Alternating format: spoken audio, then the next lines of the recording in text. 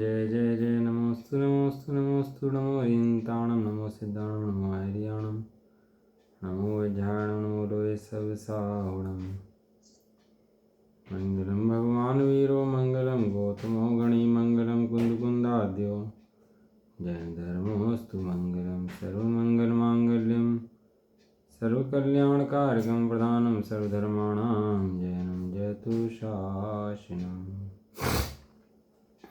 नमः समय साराय स्वानुभूत्या चकासते चित्स्वभावाय भावाय सर्वभावान्तर्चिदे वन्दितु सर्वसिद्धे धूमचर्मणों गतिं पत्ते वोच्छामि समय पाहुड़ मणिमो सुधके विधि भणिदम्। शीर्ष में सार जी का विराजमान है। इसके अंदर चल रहा है अपना निर्जराधिकार।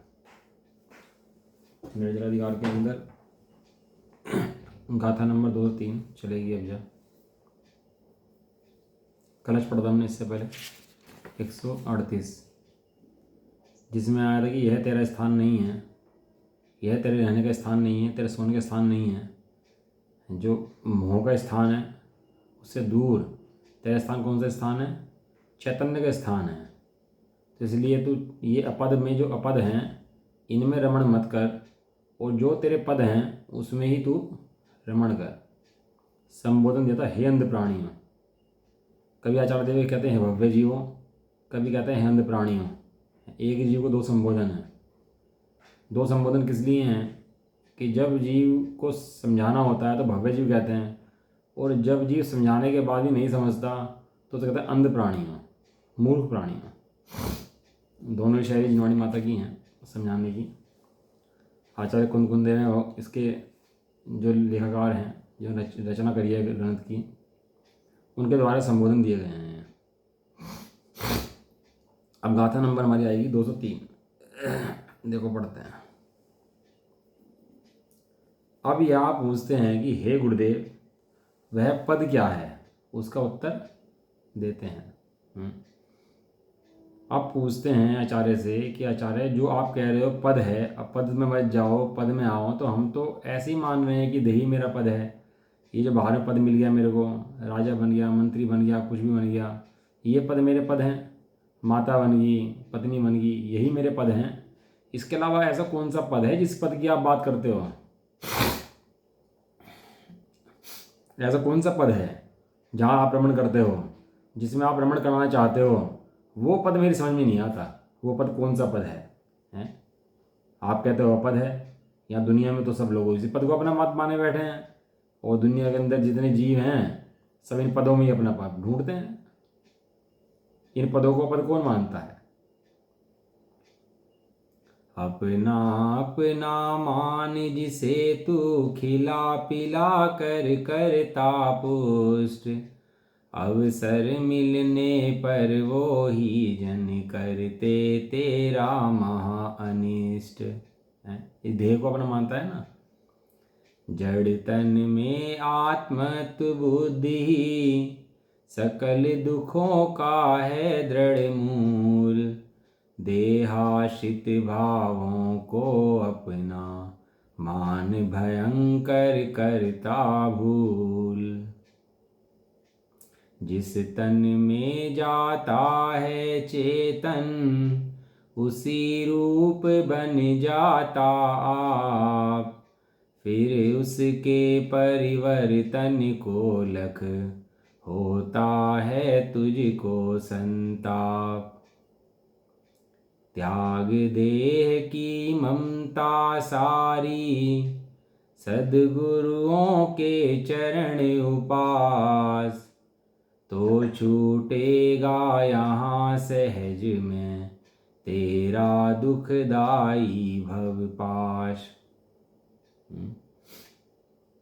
आचार्य देव किस पद में हैं और हम किस पद में हैं? ये कौन सा पद है और कौन सा पद है? अनादिकाल से अंध प्राणिया सो गया है मान करके इसको। तो गुरुदेव से पूछते हैं कि हे गुरुदेव, हे भगवान, ऐसा कौन सा पद है जिसमें आप रमण करते हो? मतलब सिद्ध भगवान अनंत काल तक रमण करेंगे उस पद के अंदर। तो कितना सुख भोगेंगे अपना, कितना सुख भोगेंगे अपना। प्रतिक्षण अनंत सुख भोगेंगे और सुख घटेगा कि नहीं घटेगा? भोगने के बाद भी सुख घट जाएगा। एक पद की आराधना में, एक जो पद समझा रहे हैं उस पद की आराधना में अनंत काल का आनंद, और एक उस पद की विराधना में अनंत अनंत काल का दुख। हे जी, दुख सुख के लिए प्रयत्न करता है सारे हैं। जय त्रिभुवन में जीव अनंत, सुख चाहे दुख। लेकिन जो सुख का साधन आत्मा है, तो वहां रमण न करके अन्य पदों में रमण करता है, ये मिथ्या दृष्टि है। अन्य पद जो तेरे हैं अपद हैं। आचार्य देव बड़ी करुणापूर्वक कहते हैं अपद हैं, वहां मत जाओ भाई। चैतन्य पद है, वो मोक्ष का स्थान है। वो मुक्त स्वभाव जो है, उस पद की आराधना करो, उस पद में आगे बैठ जाओ अत्यंत करुणापूर्वक। और ये भी कहते हैं करुणा जब नहीं मानता तो अंध प्राणियों, अब तू अंधा हो रहा क्या? मरेगा क्या वहां जाकर के, जो समझता ही नहीं बात को। देव क्या कहते हैं, गाथा पढ़ते हैं, मूल गाथा आचार्य कुंदन देव की, गाथा नंबर 203, सर्वज्ञ देव की वाणी है।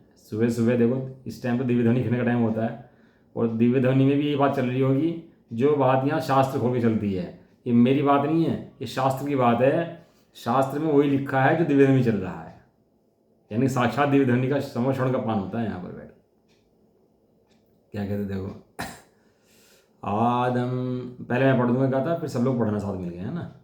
प्राकृत की भाषा पढ़ोगे अपने मुंह से, जुबान से, तो जिह्वा पवित्र होगी उससे। आदम मई दव भावे अपदे मोतूण गिण है तैणियदम। एक मिनट, चलो दोबारा पढ़ता हूँ। आदम दव भावे अपदे मोतूण गिण है तैणियदम। थिर में गमिमं भावम उलवंतम सहावेण। पढ़ो जी, सब लोग मिलकर गाता पढ़ो। दव भावे अपदे मोतूण गिण तैणियदम। थिर में गमिमं भावम उलवंतम सहावेण। आंटी क्या हो गया, गाता ही नहीं पढ़ी? गाता ही नहीं पढ़ी आपने? आप कुछ बैठे हो हैं? पढ़ो। आत्मनि द्रव्य भावान आयन्नादानि मुक्तवा जैन तथा नियतम। इसलिए में किम भाव। संस्कृत पढ़ रही है आंटी? हाँ कोई बात नहीं, पढ़ लेंगे। ये ऊपर का पढ़ना था क्या? हाँ चलो रहने दो, कोई बात। देखो जी, इसका हरी है। जीव में अपद भूते द्रव्य भाव को छोड़ कर ग्रह तु यथार्थ से। थिर नियत कही भाव यह उपलब्ध जो ही स्वभाव से। अत्यंत करना है आचार्य देव की। द्रव्य कर्म, नो कर्म, भाव कर्म से रहित शुद्धात्मा दिखाया, ये करना है। आत्मा के नाम पे क्या जानते हैं? आत्मा है, बस ब्रह्म से आत्मा है।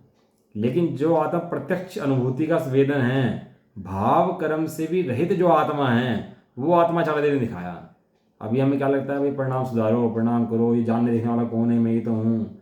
इससे सबसे भिन्न, इंद्रियों से भिन्न, इंद्रियों के विषय से भिन्न, ज्ञेयों से भिन्न एक शुद्धात्मा दिखाया। ये उपकार है, ये निधिकता है, और ये मोक्ष का मूल है।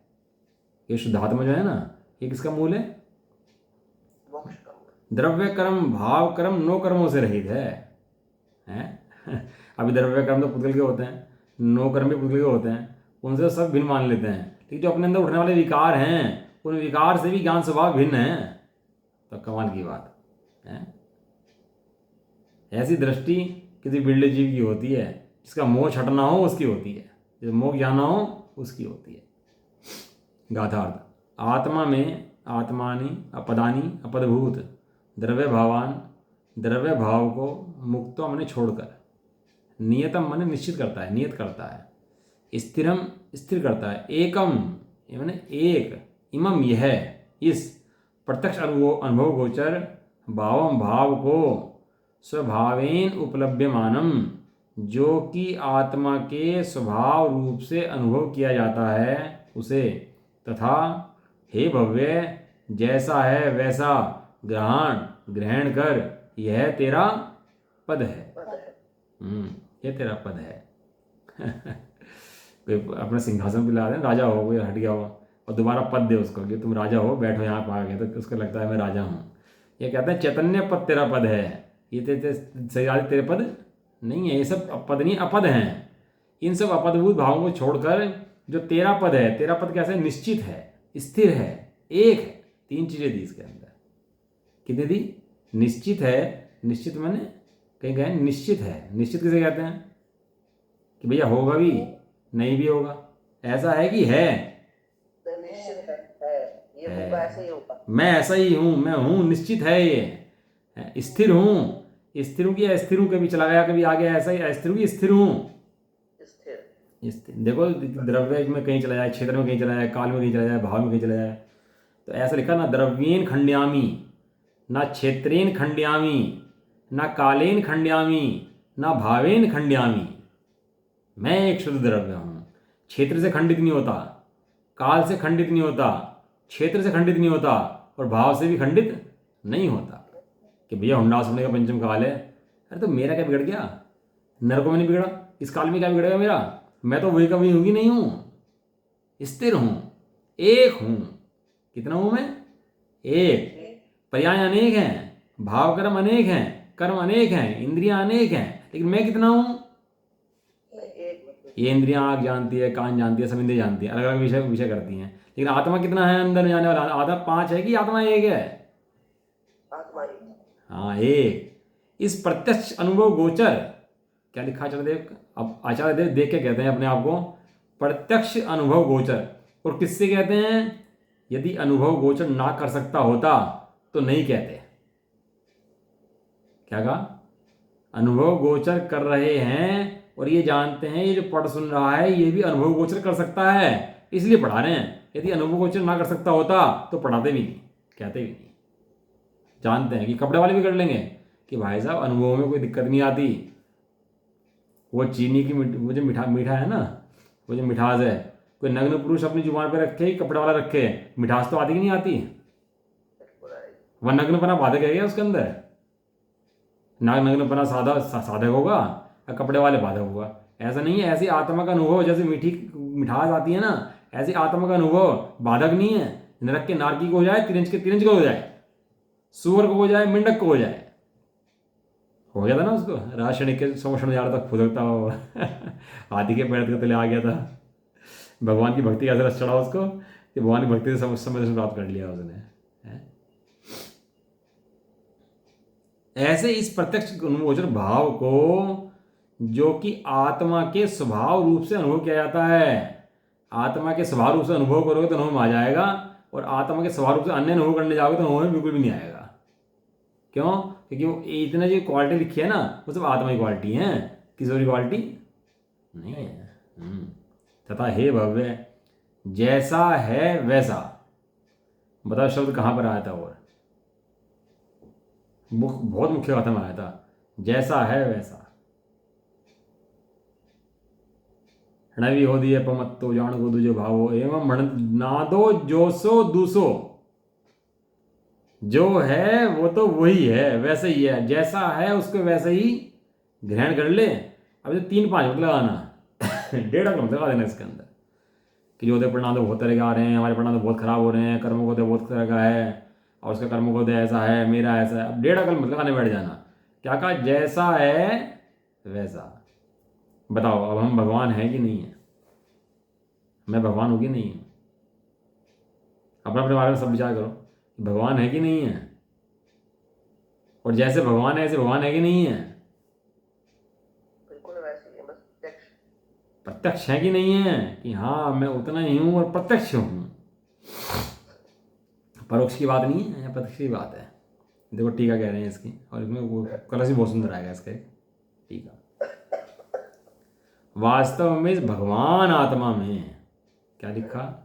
भगवान आत्मा ये शब्द जो स्वामी जी कहते हैं ना, भगवान आत्मा, भगवान आत्मा, ये किसी और के शब्द नहीं है, ये भगवान के शब्द हैं। भगवान ने ही आत्मा को भगवान बताया, क्योंकि भगवान ने आत्मा को भगवान देखा। अब जितने जितने आत्मा हैं वे सब भगवान हैं। भगवतपना है ना, ये जड़ द्रव्यों के अंदर भगवतपना नहीं है। तो चैतन्य मूर्ति आत्मा में भगवतपना है। क्यों है? क्योंकि जितने आत्मा हैं वे सब द्रव्य कर्म, भाव कर्म, नो कर्म से रहित हैं। कि मिथ्या दृष्टि का आत्मा तो भाव कर्म सही है कि नहीं है? चींटी का जीव चींटी है कि जीव है? हाथी का जीव हाथी है कि जीव है? शत्रु का जीव जीव है कि शत्रु है? और सब जीव कैसे हैं? भगवान आत्मा है। कैसे हैं? भगवान आत्मा। हाँ, ऐसी दृष्टि इस लोक के अंदर समता भाव की दृष्टि, अहिंसा की दृष्टि अगर कोई है तो सबको भगवान देखना है। अहिंसा हो सकती है भगवान देखने के बाद? वास्तव में इस भगवान आत्मा में बहुत से द्रव्य भावों के मध्य से, द्रव्य भाव रूप बहुत से भावों के मध्य में से जो अतत्व स्वभाव रूप से अनुभव में आते हुए, आत्मा के स्वभाव नहीं है किंतु पर स्वभाव रूप अनुभव में आते हुए, प्रजनसाल जी में बहुत दिया इसके बारे में। अतत्व भाव और एक भाव हो रहा है उसके अंदर, नहीं अतत भाव है, पर्याय की अपेक्षा भाव कहते हैं उसको।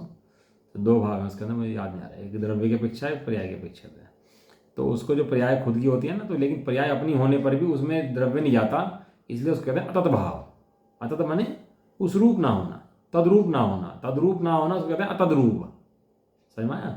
तो द्रव्य है वो पर्याय रूप नहीं होता, गुण रूप के भेद रूप नहीं होता, तो उसको कहते हैं अतद भाव। एक भिन्न भाव है, क्या भिन्न भाव उसका कुछ और नाम है, भिन्नत्व अतद भाव, दो लक्षण ऐसे कुछ दिए उसके अंदर। द्रव्य तो प्रत्यक्ष भिन्न है ही, लेकिन द्रव्य तो दो द्रव्य भिन्न है ही, लेकिन अपने अंदर रहने वाले गुण पर्याय भी भिन्न हैं। वो द्रव्य उससे भिन्न अखंड एक चैतन्य मूर्ति है, इसका नाम है अतद भाव। अब द्रव्य के अंदर पर्याय है कि नहीं है? कि भाई जब प्रमाण का विषय बनता है, ज्ञान का विषय बनता है, तो उसके अंदर पर्याय है, बराबर है। पर्याय के बिना द्रव्य नहीं होता, और पर्याय द्रव्य के बिना नहीं आती, ये बात बराबर है। लेकिन ऐसा होने पर भी वो द्रव्य पर्याय में नहीं चला गया। पर्याय नाशवान है, द्रव्य अविनश्वर है। सूरज की किरण, सूरज है कि नहीं है? सूरज की किरण सूरज है कि नहीं है? सूरज है। कि सूरज की किरण सूरज नहीं है, सूरज की है। अच्छा, सूरज की किरण निकली सूरज में से, तो सूरज का बिगड़ गया। इतनी किरणें निकली आ रही सूरज के अंदर से, सूर्य का बिगड़ गया? कुछ भी नहीं। सूर्य घट गया। वो किरण ने प्रसिद्धि तो करी सूर्य की, लेकिन वो सूर्य किरण नहीं है, वो किरण, वो सूर्य नहीं है। वो कहां से आई? कि सूर्य में से आई। किसकी है? सूर्य की है, लेकिन सूर्य नहीं है। सूर्य अलग है, किरण अलग है। सूर्य प्रकाश करने धरती पे नहीं आता, सूर्य किरण आती है प्रकाश करने के लिए। इसलिए ज्ञान गुण की जानने ऐसा कहा नहीं जब वो जानने जाए, ज्ञान गुण की पर्याय में जानने में आता है। ज्ञान गुण तो ज्ञान गुण रूप है, उसका है पना, रहने पना काम है ज्ञान गुण का। बस पर्याय में जानना ज्ञान गुण का काम नहीं है। ये जानना किसका काम है? सब ये जानना, इधर उधर जानना, केवल ज्ञान जानना है, सब किसका काम है? ये सब पर्यायों का काम है। किसका काम है? सूक्ष्म विषय है थोड़ा सा। मति ज्ञान, शुद्ध ज्ञान, अवधि ज्ञान, मन प्रज्ञान, केवल ज्ञान, ये पर्याय है ज्ञान की। अब तीन लोग को जानता है, ये पर्याय की महिमा है, ये द्रव्य की महिमा नहीं है। जो तीन लोग तीन को जानो केवल ज्ञान है, ये महिमा पर्याय की है। लेकिन इस केवल ज्ञान की महिमा से ज्ञान की महिमा नहीं हुई। क्या होगा? इस केवल ज्ञान की महिमा से ज्ञान की महिमा नहीं हुई ना, केवल ज्ञान की महिमा से ज्ञान की महिमा नहीं हुई।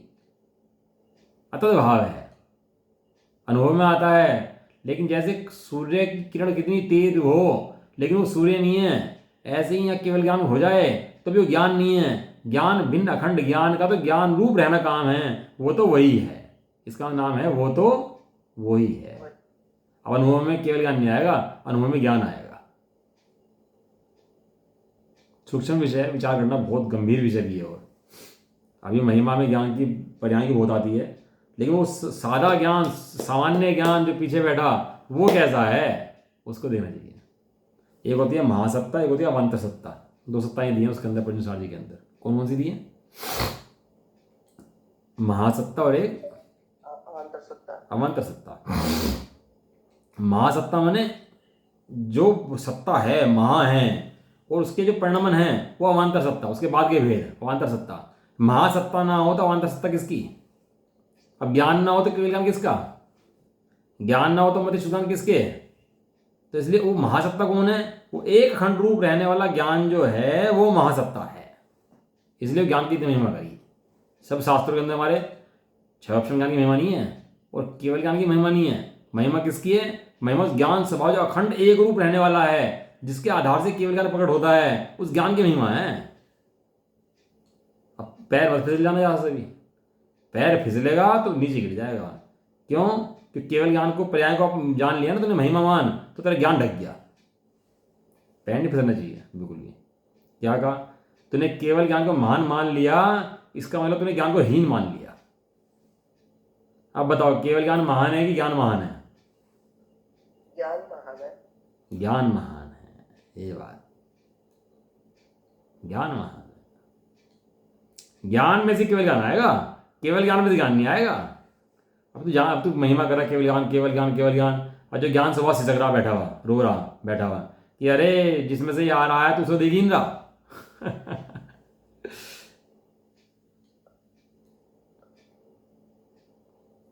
इसलिए ज्ञान अत्यंत महिमावान पदार्थ है। इसे कहते हैं अतद्भाव। अतद्भाव मैंने वो पर्यायों से पार, भिन्न। पर्याय को ही प्रभाव लिया। स्वभाव है, प्रभाव है। पर्याय है वो स्वभाव का अंश तो है, स्वभाव नहीं है। स्वभाव तो स्वभाव है। स्वभाव तो अखंड परिपूर्ण एक ज्ञायक भाव है, सो स्वभाव है। और उसके अलावा जितने हैं वे सब प्रभाव है। कहा ना स्थिर, अचल, एक, कहे ना शब्द भी स्थिर, निश्चित और एक। कहा ना 3 शब्द।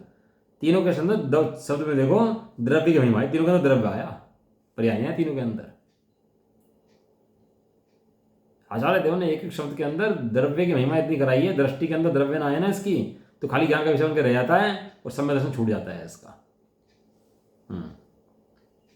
अतद्भाव रूप से अनुभव में आते हुए आत्मा के स्वभाव रूप नहीं है, किंतु पर स्वभाव रूप अनुभव में आते हुए देखो क्या लिखा, अनियत अवस्था वाले अनेक क्षणिक व्यभिचारी भाव हैं।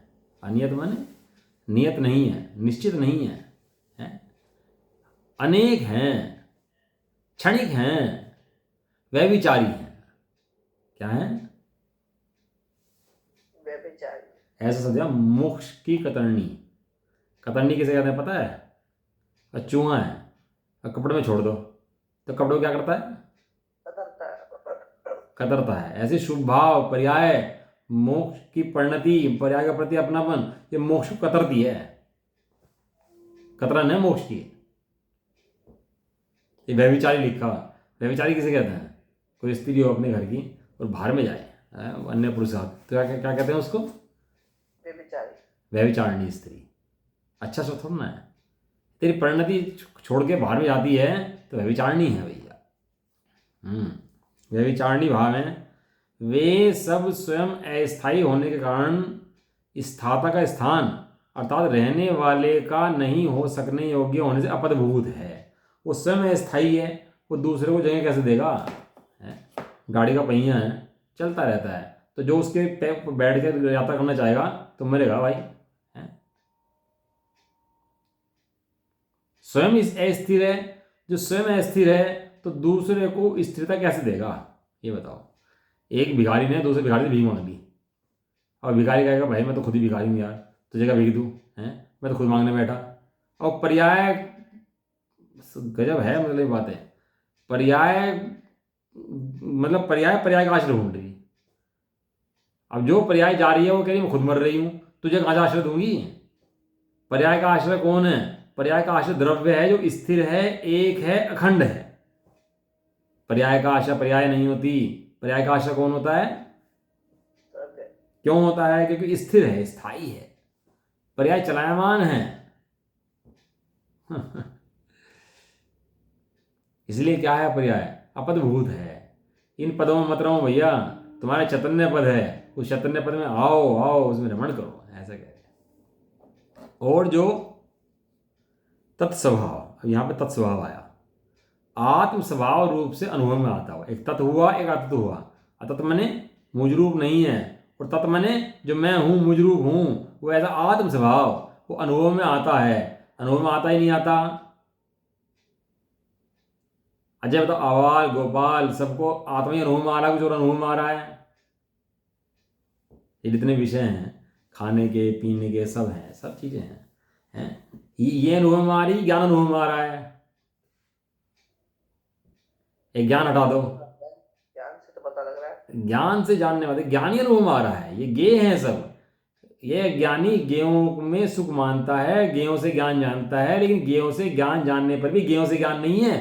ज्ञान ज्ञान का है, ज्ञान ज्ञान से है, ज्ञान ज्ञान में है। यह ज्ञानी क्या जान लेता है कि भैया गेयों से ज्ञान आ रहा, लेकिन ऐसा मानने से भी गेयों से ज्ञान नहीं आता।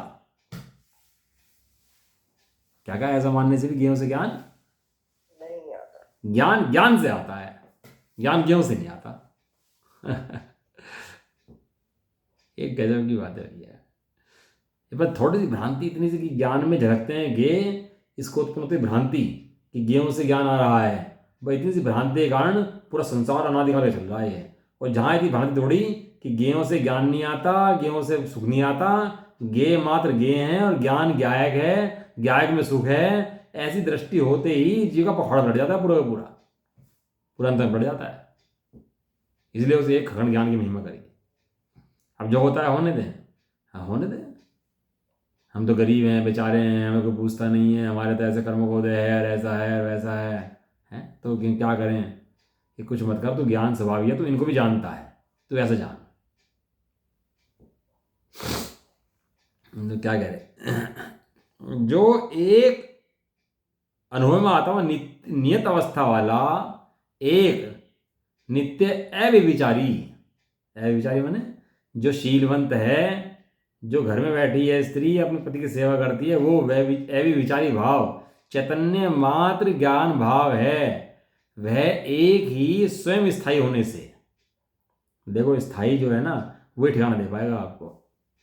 एक पत्नी होती है, एक वेश्या होती है, भोग दोनों करते हैं, लेकिन पत्नी और वेश्या के भोग में कितना बड़ा फर्क है। एक स्थायी है, जीवन भर साथ देने वाली है, और एक अस्थायी है, छोड़ देने वाली है। काम तो दोनों का एक ही हो रहा, लेकिन फर्क कितना है दोनों के अंदर। अब बुढ़ापा थोड़ा सा आएगा ना तेरा, तो रेंज निकल जाएगी 60 65 70 साल की उम्र में आ जाएगा, तो तुझे पता लग जाएगा वेश्या किसे कहते हैं, पत्नी किसे कहते हैं। अभी तो 40 50 साल की 45 साल की उम्र निकल जाए ना थोड़ी सी, तो ये कहा जाए कि पत्नी किसे कहते हैं, वेश्या किसे कहते हैं। एक हमारा दोस्त था, वो एक और स्त्री के चक्कर में पड़ गया। वो अच्छा भला बड़ा था, बड़ा आदमी था, बॉडी पार्टी से। अब वो ऐसा बर्बाद हुआ है, सब काम चला गया, सब धोन चौपट हो गया, सब खत्म। पत्नी ने भी धक्के दे दिया, क्या करे। लेकिन वो जरा से कषाय को मैनेज कर लेना उसको, अब शीलवंत स्त्री में संतुष्ट हो जाए। संतुष्ट हो नित रतिवंत हो तू एक गायक भाव में। ये जो परिणति की तरफ दौड़ जो है ना ये सब व्यभिचारणी है, ये सब वेश्यावृत्ति है। ये अपना जो एक रहने वाला स्थायी तत्व है वो तेरा ज्ञान है, जो सदाकाल सुखरूप है और सदाकाल शरणभूत है। क्या कहा? सदाकाल शरणभूत है। हाँ, सदाकाल शरणभूत है, वो तेरा ज्ञायक पद है, वो तेरा चैतन्य पद है। क्या आनंद की ये बातें हैं। आचार्य देव तो जोड़ देते हैं अपने से अंदर ले आकर के, जो अंदर जोड़ते हैं तो आनंद बढ़ जाता है जीव को वास्तव। वह एक ही स्वयं स्थायी होने से स्थाता का स्थान है, अर्थात रहने वाले का स्थान हो सकने योग्य होने से पदभूत है। क्या है वो? पदभूत। एक किराए का मकान होता है, एक अपना मकान होता है, कुछ फर्क होता है नहीं तो दोनों के अंदर? बिल्कुल होता है। कितना बड़ा फर्क है दोनों के अंदर। रहने में दोनों के अंदर है, तो फर्क कितना बड़ा है। किराए वाला तो कभी भी कह देगा जाओ निकलो यहाँ से। भाई किराए का महल हो और अपनी झोपड़ी हो, दोनों में फर्क है कि नहीं है? हाँ झोपड़ी इतनी अच्छी है। हाँ, कहाँ में झोपड़ी अच्छी है। अरे यहाँ तो झोपड़ी नहीं आता, तेरा महल मिल रहा तेरे को, ज्ञान महल। तू कहाँ ढो भरता है पर भैया। इसलिए समस्त अस्थायी भावों को छोड़कर दृष्टि में, परिणति में, ज्ञान में जो स्थायी भाव का लक्ष्य देना बना रखा है, उसको छोड़कर जो स्थायी भाव रूप है, ऐसे परमार्थ रूप से स्वाद में आने वाला यह ज्ञान एक ही आस्वादन के योग्य है। अन्य भाव है आगंतुक। क्या बोलते हैं उनको? आगंतुक। आगंतुक माने किसे कहता है आगंतुक पता है? जो मेहमान होता है उसको बोलते हैं आगंतुक, है ना। जो घर के मेंबर होते हैं उन्हें बोलते हैं अपना। भाई ये आगंतुक थोड़ा ना है, ये तो अपने। ऐसे ये जो परिणाम है कर्म को दिखाए हुए आगंतुक हैं, इनकी देखभाल ऐसे करता है घर के मेंबर। जैसे शरीर को अपना ऐसे मानेगा जैसे खुद का हो ही गया है, मानो ये अपना ही हो गया हो। लेकिन ऐसा मानने से भी होता कहीं भी नहीं है। सदा ज्ञान का तूने आज तक विराधना करी तो भी ज्ञान ने तेरा साथ नहीं छोड़ा आज तक। आज भी ज्ञान जुगा तो खड़ा है, कहना जब चाहे जब स्वीकार कर लेना बेटा, जब परेशान हो जब हमारे पास आ जाना, कोई दिक्कत नहीं है। हम आप तो ऐसे कह देते हैं ना। भावार्थ, पहले वर्णादि गुण स्थान पर्यंत जो भाव गए थे, वर्णादि गुण स्थान पर्यंत जो भाव पहले गए थे ना, उसमें आया था, ज्योतिकाल के अंदर भी आए थे सब। वे सब आत्मा में आए, 29 भाव आए थे ना उसके अंदर, गाथा 50 से लेकर 55 तक में। संक्रेज स्थान, विशुद्ध स्थान, अध्यात्म स्थान सब आए थे ना उसके अंदर। गुण स्थान, जीव समाज, मरण स्थान, वे सब हैं तो क्या हैं? आत्मा में अनियत हैं, आत्मा में रहने वाले नहीं हैं, अनेक हैं, क्षणिक हैं और विचारी भाव हैं। आत्मा तू तो सदा स्थायी है। अब बताओ मरने की टेंशन किसे होगी? हैं? फिल्म में किसी को चाकू मार दे, अब वो मर जाए तो टेंशन होती है मरने वाले को, कहना मैं मरता ही नहीं भैया, मुझे मारा ही नहीं है, कोई टेंशन नहीं है। ऐसी आत्मा तब तो मरता नहीं है। ऐसे स्वयं की दृष्टि आए तो बोला आत्मा स्थायी है, सदा विद्यमान है। और वे सब भाव जितने आने जाने वाले हैं वे सब कैसे हैं? अस्थायी हैं, अस्थायी हैं। इसलिए वे आत्मा के स्थान नहीं हो सकते, अर्थात वे आत्मा के पद नहीं हैं। और जो यह स्व संवेदन ज्ञान है, स्व संवेदन माने ज्ञान संवेदन में सदाकाल आ ही रहा है, ऐसा जो ज्ञान स्वभाव है वह नियत है, यानी कि सदा विद्यमान है, एक है, नित्य है, अविचारी है, अखंड है, चैतन्य मूर्ति है। भाई कितनी महिमा गाएं, ये बात तो महिमा आए तो सही। ज्ञाने स्वभाव की महिमा है आई, बधाई हो बधाई चेतन तुझे को बधाई। आज तक इसको ज्ञान स्वभाव की महिमा तो नहीं आई। उदय प्रणाम की महिमा तो बहुत आई, अपना नाम हो गया, ख्याति होगी, क्षोभम बढ़ गया, धन हो गया, 10 लोगों ने पूछ लिया, उसकी महिमा तो बहुत आई। लेकिन अंदर में जो ज्ञान स्वभाव अखंड चैतन्य मूर्ति आत्मा बैठा, तू तेरे लिए है, किसी और के लिए नहीं है, तू तेरे लिए महान है, ऐसे ज्ञान महान तत्व की महिमा इसको आज तक एक बार नहीं आई भैया। अपनी महिमा नहीं जानता, सबकी महिमा जानता है। आत्मा स्थायी है और ज्ञान भी स्थायी भाव है, इसलिए वह आत्मा का पद है और वह एक ही ज्ञानियों के द्वारा आस्वाद लेने योग्य है। वह एक ही, एक पकड़ लो बस, एक देखिए जानिए रमी रहिए ठोर, समल विमल न विचारिए यही सिद्धि नहीं और। बस एक पद पकड़ लो, मोक्ष ना पहुंचा देना तो आचार्य देव कहते हैं हमारे चले जाना। तब बस एक पकड़ लो, एक शुद्ध। देखो जैसे ना चारे की जो टीका है पढ़ लेते हैं इसकी। फिर कल इसका जो है ना कलश है, इसका 2 कलश हैं इसके अंदर, 139 और 140, बहुत इंपॉर्टेंट कलश है दोनों। देखो पेज नंबर खोल दो फटाफट, 511 वो 4 ऐसा लगता है ना 4 लिखा हो, गाथा नंबर 217। अब यह परमात्म पद क्या है, ऐसा पूछते हैं, है ना। 5 मिनट फटाफट कर लेते हैं इसको। ये परमात्मा का पद है, परमात्मा माने शुद्धात्मा, शुद्धात्मा है ऐसा परमात्मा है।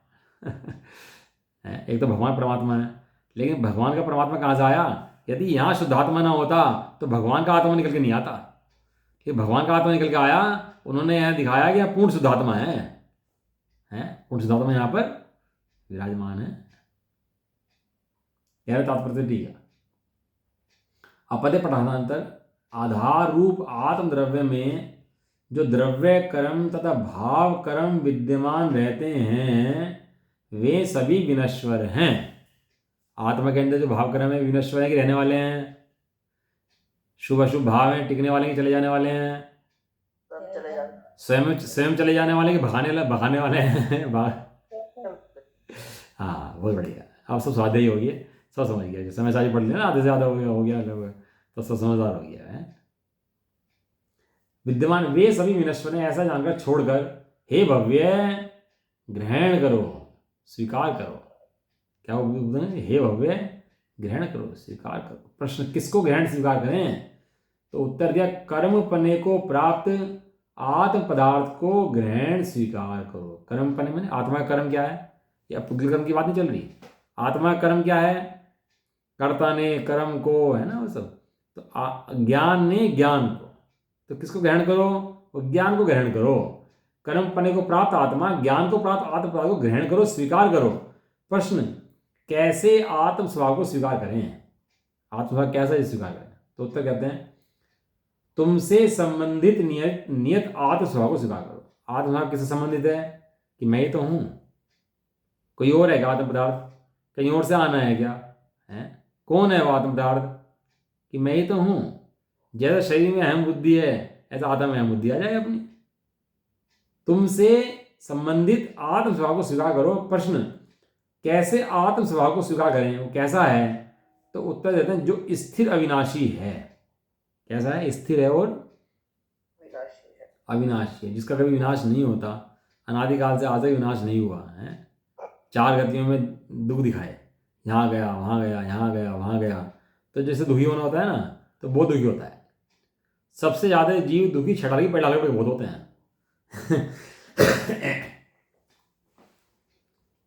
छटाली पैदा लागू पड़ के लोग बहुत दुखी होते हैं। भाई मैं नरक में गया 3 इंच में, वहाँ मुझे छेदा पीटा मारा, फिर नरक में चला गया, मुझे काटा, मुझे पानी नहीं मिला, मुझे अनाज नहीं मिला, और मुझे ऐसा हुआ मुझे वैसा हुआ, बहुत रोता है जी पैदा पड़ करके। लेकिन जिनवाणी का एक भी वाक्य टेंशन के लिए, दुखी होने के लिए, रोने के लिए है ही नहीं।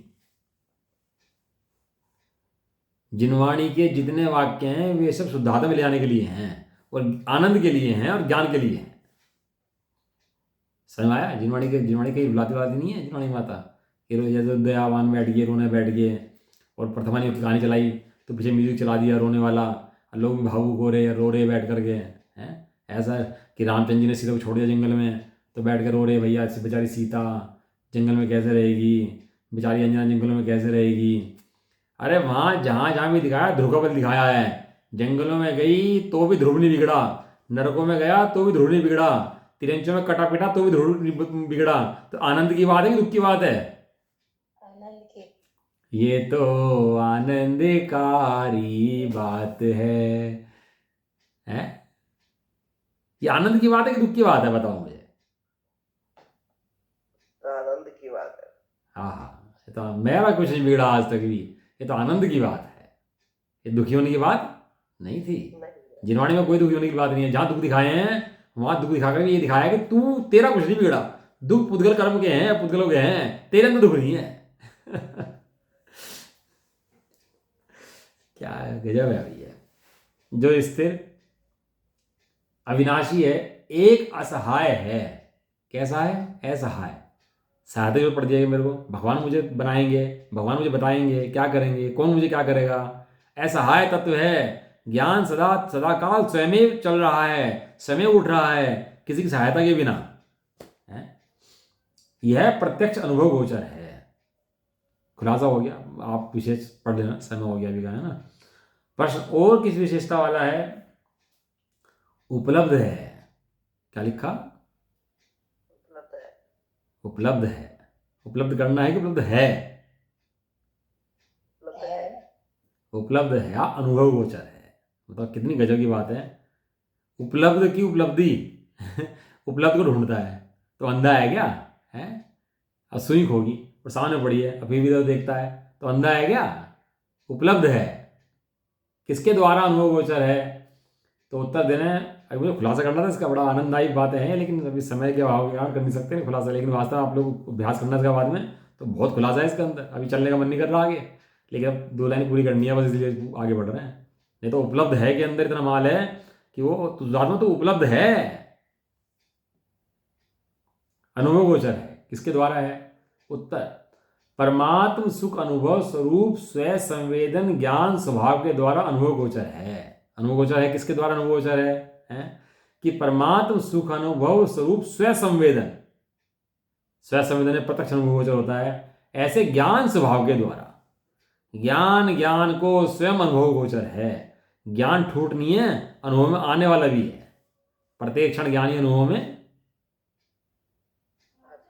हाँ ऐसा समझ के भैया अपने ज्ञान स्वभाव का अनुभव करो, आनंद पियो। ये तो आनंद में आता होता तो है। जिस आनंद के लिए बाहर भागा फिरता है वो आनंद मूर्ति तू स्वयं है, सहज है।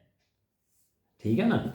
अब कल जो 2 कल से कल पढ़ेंगे, है ना? बाकी आप जो विचार करते हैं इसके बारे में। निज निधि निज में बता